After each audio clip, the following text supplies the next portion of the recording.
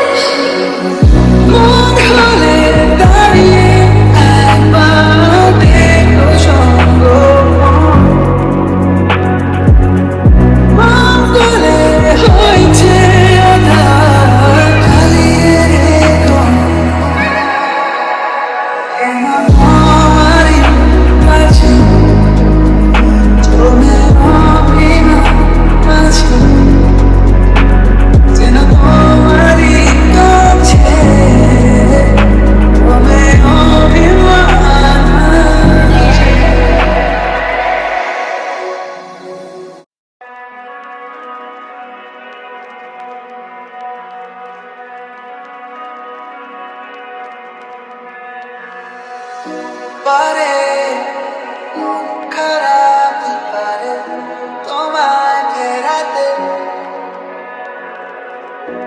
এসো